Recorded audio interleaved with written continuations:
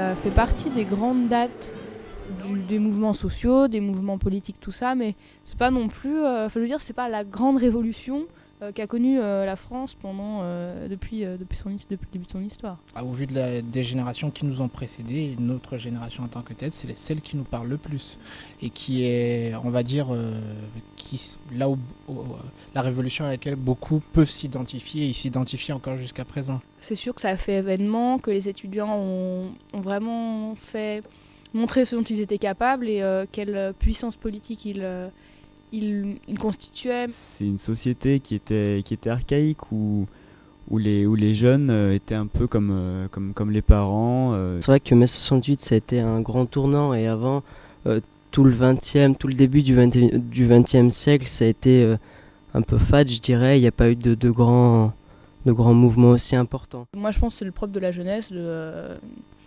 de entre guillemets se révolter contre un peu tout ce qui est forme d'autorité. Mai 68, notre idéal a pris la fuite.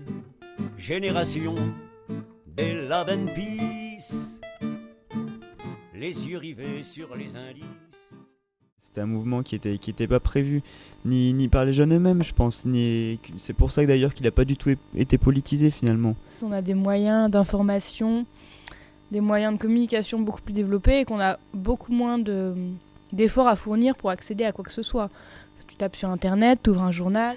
Quand tu dis qu'il suffit de cliquer sur internet pour avoir une information, t'as l'information. Mais après t'as tout le travail mental qui se fait derrière et tout le travail de la personne que tu es, tout le travail d'analyse qui est propre à ta personne que tu effectues et que les jeunes aujourd'hui ne font plus. Mais au moins, tu vois, c'est tout le monde qui a l'accès à l'information maintenant. Et je pense qu'en 1968, c'était pas le cas. C'était pas donné à tout le monde de pouvoir aller à l'université, de pouvoir avoir accès à l'information. Je te prends un exemple qu'on connaît tous, celui du CPE.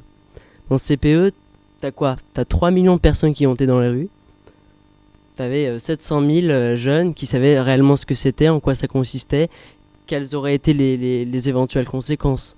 Et le reste, on suit, c'est le mouvement, ça fait bien, quoi. Je vais manifester, et puis entre-temps, je zappe les cours, enfin, tu vois.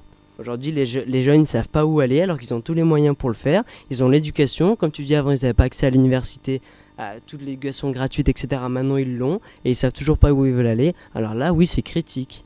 Quand je dis que les jeunes, ils savaient pas où ils allaient en mai 68, je le maintiens, hein, c'est pas le problème.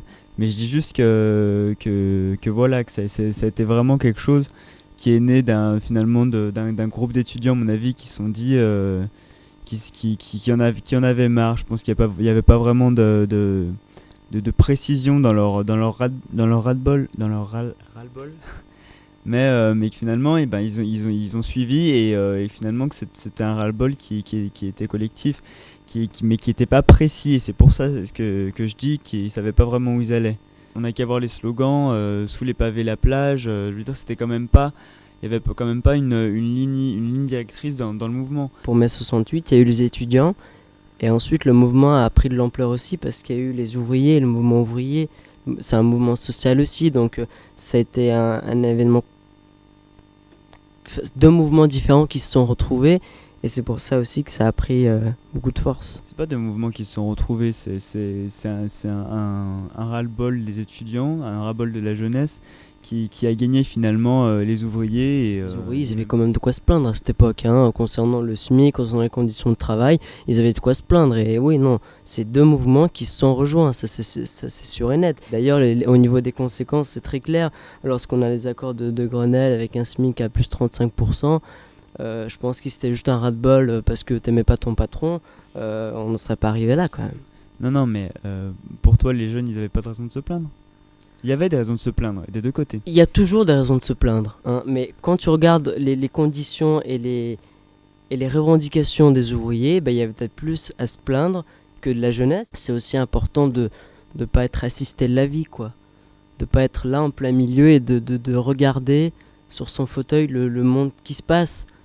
Parce qu'après, il ne faudra pas non plus se plaindre des conséquences. On a le droit de pas prendre parti, même si on a 60 ans ou j'en sais rien, à n'importe quel âge, on a une part on a un libre arbitre qui nous permet de dire j'ai pas envie de m'engager dans ce camp-là, et les jeunes peuvent largement en profiter aussi.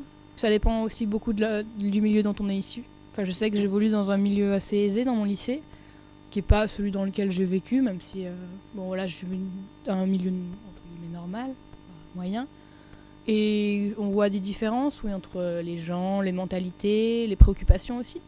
Mais je pense que pour l'engagement ou pour l'insouciance, au contraire, il n'y a pas de milieu, il n'y a pas de barrière. Et je pense qu'il ne faut pas porter de jugement. Si on veut rester sur le bas-côté à regarder les autres passer, c'est un choix. Aujourd'hui, on donne plus la parole aux jeunes, alors qu'en 1968, c'était finalement une classe de notables qui faisait la politique, qui s'engageait. C'était pas donné à tout le monde. Je pense que tout le monde s'est reconnu dans un mouvement et que ça, c'est assez emblématique. C'est un mouvement qui a embarqué vraiment toutes des populations qui auparavant ne se mélangeaient pas vraiment. Et je pense que c'est important de tous se mobiliser pour quelque chose.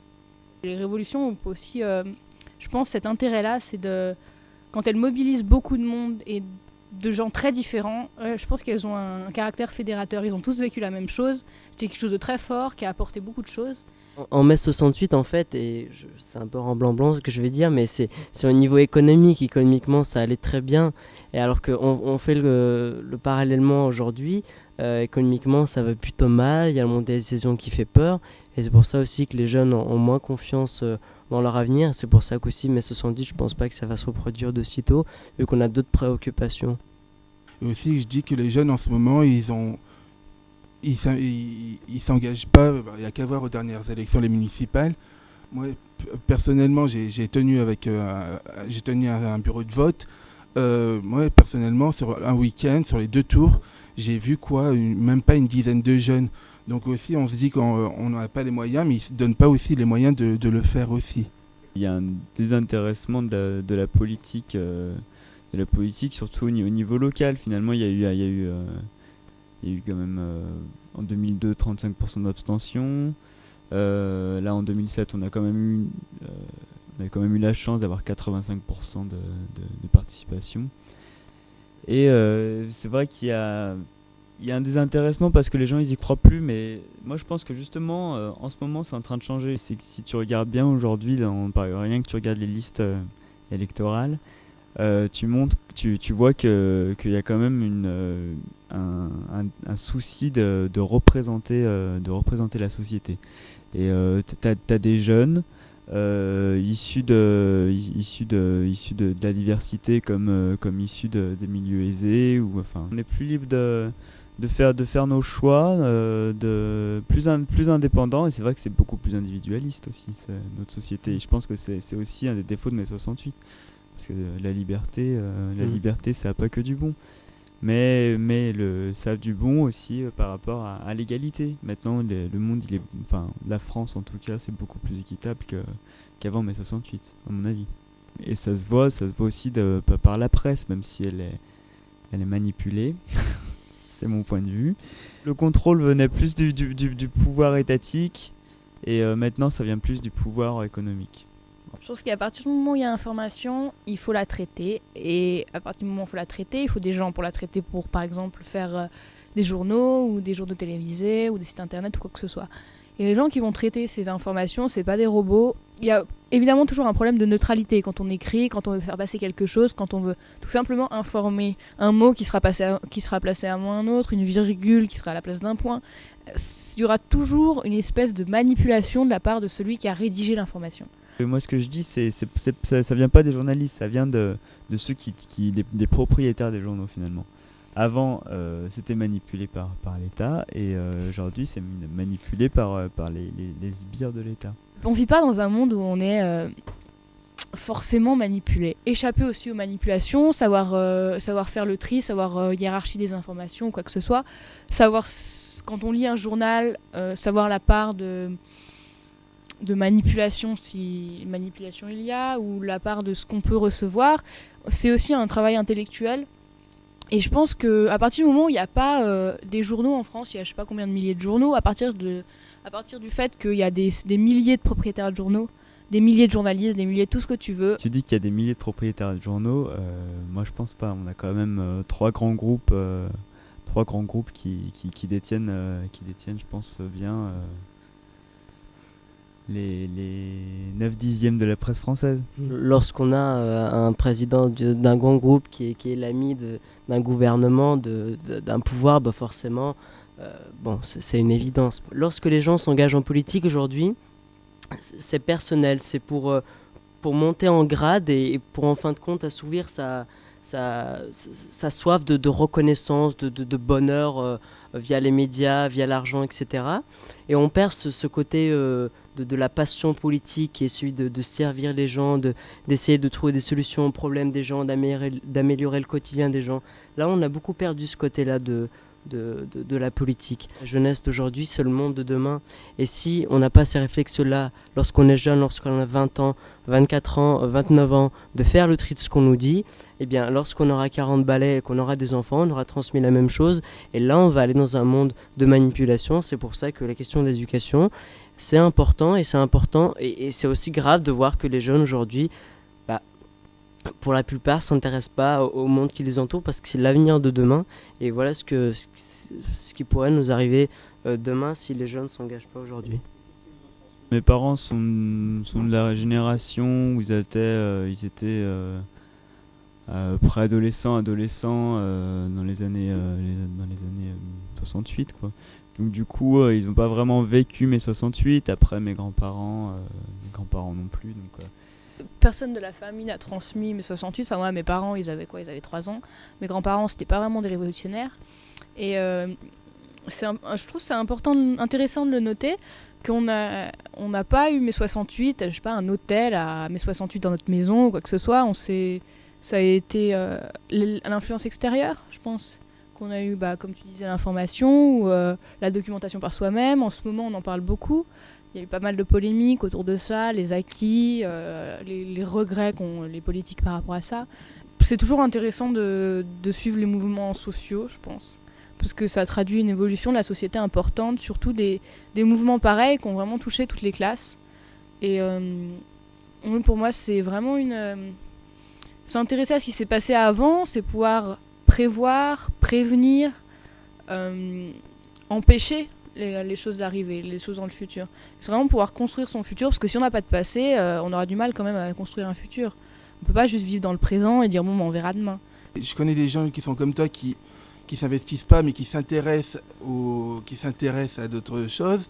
Et je connais aussi des jeunes qui s'investissent et je connais aussi des jeunes qui ne font rien du tout.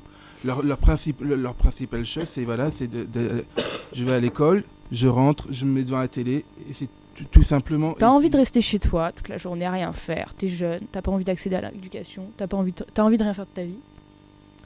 Je pense que c'est une liberté. Les gens qui restent sur le bord du chemin éternellement, ils voient le train passer et puis voilà. Mon père, qui est avant tout un homme politique africain, donc, du Cameroun précisément, qui durant cette période mai 68 était présent en France, dans le quartier latin, car était étudiant. Il y avait beaucoup de choses qui s'étaient amassées, que ce soit sur le plan social et sur le plan économique en général. C'était plus, l'effet de masse qui suivait avant tout. Ça a été vraiment radical, quoi. Dans la mesure où les valeurs en tant que telles que prenait le slogan de la devise française, on va dire liberté, égalité, fraternité, suite aux événements de mai 68, on avait encore plus d'impact aux yeux de la population et avait le fond avait été trouvé à ce moment, quoi. Les changements les plus significatifs par rapport à mai 68, ce serait surtout les changements sociaux.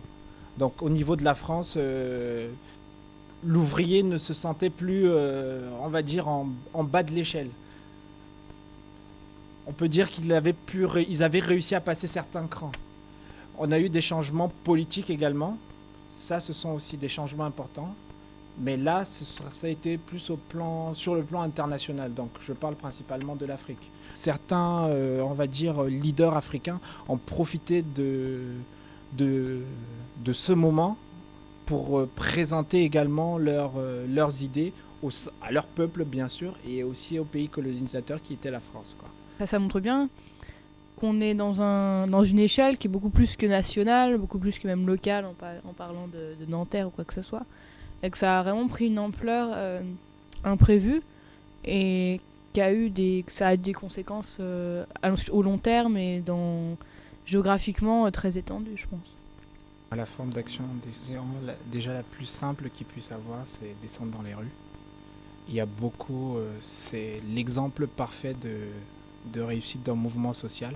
La prise des rues, on l'a vu en mai 68, mais on l'avait déjà vu avant à maintes reprises, comme tu as dit, comme ton père. Enfin, je sais pas s'il était, mais à Cuba, tu vois. Il y a eu la Révolution française aussi, il y a eu... puis même, enfin, je pense des putschs de l'armée. Enfin, à mon avis, la prise des rues, ça se voit depuis longtemps. Mais là, à mon avis, ce qu'il faut noter, c'est la prise de parole et la médiatisation de cette prise de parole. Mai 68, ça a vraiment été aussi un bel exemple de mobilisation et de mobilisation à la française, on va dire. De toute façon, mai 68, ça a appuyé ce déclic chez les gens, quoi, tu vois. Il y a un problème, tu descends dans la rue.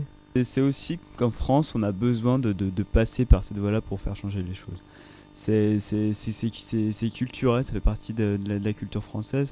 Comme il y en a qui ont la culture du dialogue, et c'est très bien. N'empêche qu'en France, c'est comme ça aussi. C'est la culture de qui gueule le plus fort pour être entendu. C'est ce qui permet aussi des belles avancées, c'est ce qui ont permis les belles avancées sociales et qui les permettent encore. Pas mal de pays européens ont plus ou moins subi. Ils ont eu leur petit mai 68 à eux, quoi. Sous une autre forme, pas à la même échelle du tout, mais je prends l'exemple de l'Allemagne. Les jeunes 68ards à l'époque, ils regardaient leur père dans les yeux et ils leur disaient mais regarde ce que t'as foutu avec le nazisme et tout, quoi. Et c'était leur forme de rébellion à eux, et ils ont aussi leur histoire, même si ça s'est pas traduit de la même manière, même si ça s'est pas traduit via les manifestations gigantesques avec des blocus d'universités, etc. En Asie, il y avait la guerre du Vietnam qui prenait finalement le bloc communiste, et aussi les États-Unis. Et aux États-Unis aussi, pour continuer, il y avait les mouvements civils, Civil Rights Movement, mais je sais pas comment on dit en français, désolé. Avec Martin Luther King qui s'est fait assassiner en 68. Au niveau des femmes, moi j'entendais un témoignage la dernière fois, et c'est vrai que c'est pas vraiment mai 68 qui a contribué à l'égalité homme-femme. Ça y a contribué, je pense, au niveau de l'évolution des mœurs. Dans le témoignage que j'entendais la dernière fois, il disait que comme quoi pendant les manifs, les femmes, c'était celles qui allaient faire le café, tu vois, c'était pas celles qui aidaient à faire les pancartes. Mais finalement, tu regardes les personnalités de mai 68 aujourd'hui, c'est tous des hommes. Quand on interviewe bon, en l'occurrence, moi, le témoignage que j'ai eu, c'était celui d'une femme. Mais aujourd'hui, tu parles de mai 68, tu vas avoir comme Bendit.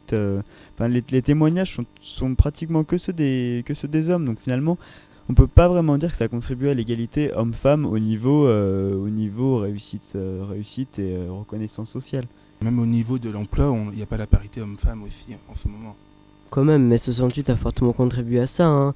Lorsqu'on a un témoignage de femmes qui disaient j'ai dit à mon mari, écoute, maintenant on se répartit les tâches ménagères.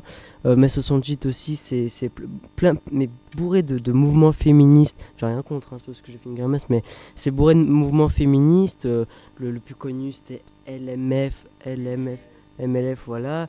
Donc non, ça a fortement contribué quand même, hein. Ça a contribué pour les femmes à prendre leur indépendance. Mais après, on peut pas vraiment dire que c'était non plus la libération de la femme. À mon avis, c'est plutôt venu après les mouvements de femmes. À mon avis, ça va plus dans la continuité, mais c'est pas vraiment mai 68 la libération de la femme. C'est plus les débuts des années 70. En mai 68, justement, il y avait plein de mouvements qui s'étaient créés au niveau sociologique, etc. Les femmes remettaient en cause tous les carcans passés, mais c'est vrai que c'est ensuite que ça a pu se traduire plus ouvertement, quoi, oui. Mais c'est quand même en 68 que ça a été le début, quoi. Notre société qu'on a aujourd'hui dépend en partie de ces événements de mai 68, quoi. Effectivement, une société se construit avec ses révolutions, avec son parcours, et mai 68 a contribué évidemment à former notre société comme elle est maintenant. Donc que cela nous touche, c'est forcé. Il y a un moyen finalement de s'en sortir, enfin de sortir de son milieu, ce qui n'était pas possible peut-être avant 1968.